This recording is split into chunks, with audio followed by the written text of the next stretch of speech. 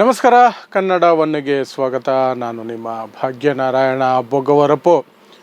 ಮೋದಿಯವರಿಗೆ ಇತ್ತೀಚೆಗೆ ಒಂದು ಅಪಕೀರ್ತಿ ಬಂತು. ಏನಂದರೆ ಸರೆಂಡರ್ ಮೋದಿ. ಟ್ರಂಪ್ ಮುಂದೆ ಸರೆಂಡರ್ ಆಗಿಬಿಡ್ತಾರೆ. ಅದು ಆಪರೇಷನ್ ಸಿಂಧೂರ ಇರ್ಬೋದು, ಟ್ಯಾರಿಫ್ ವಿಚಾರ ಆಗಿರ್ಬೋದು, ಟ್ಯಾಕ್ಸಸ್ ಇರಬಹುದು, ಏನೇ ಇರಬಹುದು. ಅದು ನಿಜವೂ ಸಹ ಆ ರೀತಿಯಾಗಿ ಮೋದಿ ನಡ್ಕೊಳ್ತಿರೋದು. ಟ್ರಂಪ್ ವಿರುದ್ಧ ಟ್ರಂಪ್ ಹೆಸರು ಹೇಳೋದಕ್ಕೂ ಧೈರ್ಯ ತೋರ್ತಾ ಇಲ್ಲ. ವಿಪಕ್ಷ ನಾಯಕ ರಾಹುಲ್ ಗಾಂಧಿ ಸದನದಲ್ಲೇ ನಿಂತ್ಕೊಂಡು ಮೋದಿಗೆ ದಮ್ಮಿದ್ರೆ ಟ್ರಂಪ್ ಹೆಸರು ಹೇಳಲಿ, ಆಮೇಲೆ ಟ್ರಂಪ್ ನಾನೇ ಯುದ್ಧ ವಿರಾಮ ಮಾಡಿಸಿದ್ದು ಭಾರತ ಪಾಕಿಸ್ತಾನ ನಡುವೆ ಅಂತ ಸುಳ್ಳು ಹೇಳ್ತಿದ್ದಾರಲ್ಲ, ಟ್ರಂಪ್ ಹೇಳ್ತಾ ಇರೋದು ಸುಳ್ಳು ಅಂತ ಹೇಳಲಿ, ದಮ್ಮಿದ್ರೆ ಹೇಳಲಿ ಅಂತ ರಾಹುಲ್ ಗಾಂಧಿ ಸವಾಲು ಹಾಕಿದರೂ ಸಹ ಮೋದಿಗೆ ಟ್ರಂಪ್ ಹೆಸರು ಹೇಳುವ ಧೈರ್ಯ ಬಂದಿಲ್ಲ. ಜಸ್ಟ್ ಲೈಕ್ ಕೆಲವು ವರ್ಷಗಳಿಂದ ಚೈನಾ ಹೆಸರು ಹೇಳುವ ಧೈರ್ಯ ಮೋದಿಗಿಲ್ಲ. ಅದೇ ರೀತಿ ಸೇಮ್ ಟ್ರಂಪ್ ಕುರಿತಾಗಿ ಸಹ ಈಗ ಬಂದುಬಿಟ್ಟಿದೆ. ಆ ಹಿನ್ನೆಲೆಯಲ್ಲಿ ನೋಡಿದಾಗ ಸರೆಂಡರ್ ಮೋದಿ ಅನ್ನೋದು ದೊಡ್ಡದಾಗಿ ನಿಂತ್ಕೊಂಡಿದೆ ಈಗ. ಆದರೆ ಅದಕ್ಕೆ ಹೊಸ ಸೇರ್ಪಡೆಯಾಗಿದೆ. ಟ್ರಂಪ್ ಮುಂದೆ ಮಾತ್ರ ಅಲ್ಲ, ಚೈನಾ ಮುಂದೆ ಮಾತ್ರ ಅಲ್ಲ, ಮೋದಿಯ ಆಪ್ತ ಮಿತ್ರ ಅಮಿತ್ ಶಾ ಮಗ ಜೈ ಶಾ ಮುಂದೇನೂ ಶರಣಾಗ್ತಾರೆ, ಜೈ ಶಾ ಮುಂದೇನೂ ಸರೆಂಡರ್ ಆಗ್ತಾರೆ. ಅಂಥದ್ದೊಂದು ಈಗ ನಡೀತಾ ಇದೆ. ಏನು ಅಂದರೆ ಏಷ್ಯಾ ಕಪ್ ನಡೆಯೋದಿದೆ.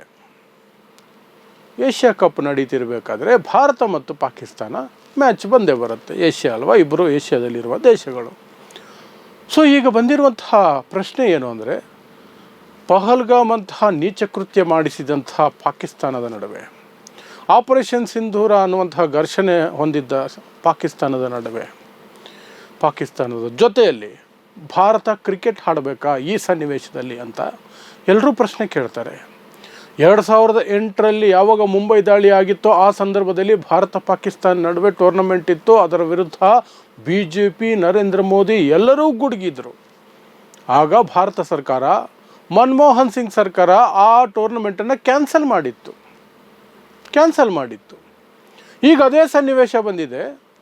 ಆದರೆ ಜೈ ಶಾಗೆ ಈ ಮ್ಯಾಚ್ ಬೇಡ ಅಂತ ಹೇಳುವ ಧೈರ್ಯ ನರೇಂದ್ರ ಮೋದಿಗಿಲ್ಲ. ಹಾಗಾಗಿ ನರೇಂದ್ರ ಮೋದಿ ಸರ್ಕಾರ ಹೇಳ್ತಾ ಇದೆ, ಆಡಬಹುದು, ಆಡಿಸಿ ಅಂತ. ಆ ಮೂಲಕ ಜೈ ಶಾ ಮುಂದುಗಡೆ ಶರಣಾಗಿರುವ ಮೋದಿ ಅಂದರೆ ತಪ್ಪಾಗಲಾರ್ದು, ಜೈ ಶಾ ಮುಂದೆ. ಸೊ ಏನಿದು ಲೆಕ್ಕಾಚಾರ ಅಂತ ನೋಡೋದಾದರೆ ಅಲ್ಲಿ ದೊಡ್ಡದಾದಂತಹ ದುಡ್ಡಿದೆ.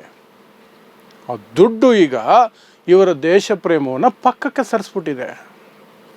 ಏನು ಹೇಳ್ತಾ ಇದೆ ಭಾರತ ಸರ್ಕಾರ ಅಂದರೆ, ಬೈಲ್ಯಾಟ್ರಲ್ ಸೀರೀಸ್ ಆದರೆ ಬೇಡ, ಯೂನಿಲ್ಯಾಟ್ರಲ್ ಆಗಿರುತ್ತಲ್ಲ, ಎಲ್ಲ ತಂಡಗಳು ಪಾಲ್ಗೊಳ್ಳುವಂತಹ ಟೂರ್ನಮೆಂಟು ಅಲ್ಲಾದರೆ ಆಡಬಹುದಂತೆ. ಕೇವಲ ಭಾರತ ಮತ್ತು ಪಾಕಿಸ್ತಾನದ ನಡುವೆ ಸೀರೀಸ್ ಆದರೆ ಆಡೋಕ್ಕೆ ಬಿಡಾಗಲಂತೆ. ಈ ಸೀರೀಸ್ ಆದರೆ ಕೇವಲ ಭಾರತ ಪಾಕಿಸ್ತಾನ ನಡುವೆ ಆದರೆ ಬ್ಯಾಟು ಬಾಲಲ್ಲಿ ಆಡ್ತಾರೆ, ಅಥವಾ ಬೇರೆ ಸೀರೀಸ್ ಬೇರೆದರಲ್ಲಿ ಆಡ್ತಾರಾ? ಅದೇ ಕ್ರಿಕೆಟು, ಅದೇ ಬ್ಯಾಟು ಬಾಲು, ಅದೇ ರೂಲ್ಸು, ಅದೇ ಅಂಪೈರ್ಗಳು, ಅದೇ ರಿಸಲ್ಟ್ ಅಲ್ವಾ? ಹಾಗಲ್ವಂತೆ. ಯಾಕೆ ಅಂತ ಕೆದಕಂಡು ನಾನೊಂದಷ್ಟು ಕೆದಕಿದೆ. ಇದರಲ್ಲಿ ಏನು ವಿಶೇಷ ಇರಬಹುದು? ಅಮಿತ್ ಶಾ ಮಗನ ಬಳಿಯೂ ಸಹ ನರೇಂದ್ರ ಮೋದಿ ಶರಣಾಗಬೇಕಾ? ಯಾಕೆ ಅಂತ ನೋಡಿದ್ರೆ, ನಾನು ಹೇಳ್ದಂಗೆ ದೊಡ್ಡ ದುಡ್ಡಿದೆ, ಕೋಟ್ಯಾಂತರ, ಸಾವಿರಾರು ಕೋಟಿಗಳು. ಏನದು ಅಂದರೆ, ಏಷ್ಯಾ ಕಪ್ ಪ್ರಸಾರ ಮಾಡೋದಕ್ಕೆ ಮೀಡಿಯಾ ರೈಟ್ಸ್ ಇದೆಯಲ್ಲ, ಆ ಮೀಡಿಯಾ ರೈಟ್ಸೇ 1,500 ಕೋಟಿಗೆ ಮಾರಾಟ ಮಾಡಿದ್ದಾರೆ. ಭಾರತ ಪಾಕಿಸ್ತಾನ ಮ್ಯಾಚ್ ಇಲ್ಲ ಅಂದರೆ ಅಷ್ಟು ದುಡ್ಡು ಯಾರು ಕೊಡ್ತಾರೆ? ಆ ನಂತರ ಮ್ಯಾಚ್ ನಡೀತಿರಬೇಕಾದ್ರೆ 1 ಸೆಕೆಂಡ್ ಅಡ್ವರ್ಟೈಸ್ಮೆಂಟ್ ಕೊಡೋಕ್ಕೆ 1 ಸೆಕೆಂಡ್ 14 ಲಕ್ಷದಿಂದ 16 ಲಕ್ಷ ರೂಪಾಯಿ ಫೀಸ್ ಆಗುತ್ತೆ. 1 ಸೆಕೆಂಡಿಗೆ 10 ಸೆಕೆಂಡ್ ಅಂದರೆ ಎಷ್ಟಾಯಿತು? 1.4 ಕೋಟಿ ರೂಪಾಯಿ ಅಥವಾ 1.6 ಕೋಟಿವರೆಗೆ ಹೋಗುತ್ತೆ 10 ಸೆಕೆಂಡು ಅಡ್ವರ್ಟೈಸ್ಮೆಂಟ್ ಬಂದರೆ. ಈ ಕಡೆ ಪರ್ ಸೆಕೆಂಡ್ 14ರಿಂದ 16 ಲಕ್ಷ ದುಡ್ಡು, 1,500 ಕೋಟಿ ಮೀಡಿಯಾ ರೈಟ್ಸು, ಬೇರೆ ಬೇರೆ ಸ್ಪಾನ್ಸರ್ಶಿಪ್ಗಳು. ಇಷ್ಟೆಲ್ಲ ಇರಬೇಕಾದ್ರೆ ಜೈ ಶಾನ ನೀನು ಮ್ಯಾಚ್ ಆಡಿಸ್ಬೇಡಪ್ಪ ಅಂತಾರೆ ಬಿಟ್ಬಿಡ್ತಾರಾ? ಬಿಡಲ್ಲ.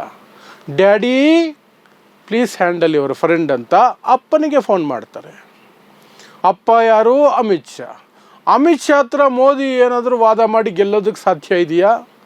ಯಾಕಂದರೆ ಇಡೀ ದೇಶದಲ್ಲಿ ಸರ್ಕಾರಗಳನ್ನು ಬೀಳಿಸುವಂತಹ ಅನುಭವ ಇರುವಂತಹ ಅಮಿತ್ ಶಾನ ಕೆದಕಿ ಮೋದಿ ಏನಾದರೂ ಉಳಿಯೋಕ್ಕೆ ಸಾಧ್ಯ ಇದೆಯಾ?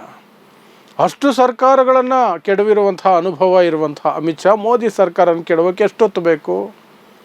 2 ನಿಮಿಷ ಸಾಕು. ಆ ಭಯ ನರೇಂದ್ರ ಮೋದಿ ಅವರಿಗಿದೆ. ನರೇಂದ್ರ ಮೋದಿ ಅವರಿಗೆ ಅಮಿತ್ ಶಾ ಮೇಲಿರುವ ಭಯದ ಕಾರಣಕ್ಕಾಗಿಯೇ ಅಮಿತ್ ಶಾ ಮಗ ದೇಶ ಫಸ್ಟ್ ಅಲ್ಲ, ಕ್ರಿಕೆಟ್ ಫಸ್ಟು, ಕ್ರಿಕೆಟ್ನಲ್ಲಿ ಬರುವ ದುಡ್ಡು ಫಸ್ಟ್ ನನಗೆ ಅಂತ ಹೇಳಿದ್ರು ಸಹ ಇಟ್ಸ್ ಓಕೆ ಅಂತ ಅದಕ್ಕೊಂದು ಲಾಜಿಕ್ ಪ್ರಿಪೇರ್ ಮಾಡಿ, ಯೂನಿಲ್ಯಾಟ್ರಲ್ ಸೀರೀಸ್ಗಳಾದರೆ ತೊಂದರೆ ಇಲ್ಲ, ಬೈಲ್ಯಾಟ್ರಲ್ ಆದರೆ ನಾವು ಅವಕಾಶ ಮಾಡಿಕೊಡಲ್ಲ, ಭಾರತ ಮತ್ತು ಪಾಕಿಸ್ತಾನದ ಮ್ಯಾಚನ್ನು ದುಬೈಯಲ್ಲಿ ಆಡ್ಕೋಬೋದು ಏಷ್ಯಾ ಕಪ್ಪಲ್ಲಿ, ನಮ್ಮದೇನೂ ಅಭ್ಯಂತರ ಇಲ್ಲ ಅಂತ ಕೇಂದ್ರ ಸರ್ಕಾರ, ನರೇಂದ್ರ ಮೋದಿ ಸರ್ಕಾರ ಅಪ್ಪಣೆಯನ್ನು ಕೊಟ್ಟಿದೆ. ಆ ಮೂಲಕ ನಾನು ಟ್ರಂಪ್ ಮುಂದೆ ಮಾತ್ರ ಸರೆಂಡರ್ ಮೋದಿ ಅಲ್ಲ, ಜೈಶಾ ಮುಂದೆನೂ ಸರೆಂಡರ್ ಮೋದಿನೇ. ಎಲ್ಲೆಲ್ಲಿ ಸರೆಂಡರ್ ಆಗಿದ್ರೆ ಒಳ್ಳೆಯದೋ ನನಗೆ, ಅಥವಾ ಅಲ್ಲಿ ದುಡ್ಡಿದೆಯೋ ಅಥವಾ ನನ್ನ ಬಂಡವಾಳಶಾಹಿ ಸ್ನೇಹಿತರ ಹಿತಾಸಕ್ತಿ ಇದೆಯೋ ಅಲ್ಲೆಲ್ಲ ನಾನು ಸರೆಂಡರ್ ಆಗ್ತೀನಿ. ನನಗೆ ದೇಶ ಮುಖ್ಯ ಅಲ್ಲ, ದೇಶದ ಮರ್ಯಾದೆ ಮುಖ್ಯ ಅಲ್ಲ, ದೇಶದ ಭಾವನೆಗಳು ಮುಖ್ಯ ಅಲ್ಲ.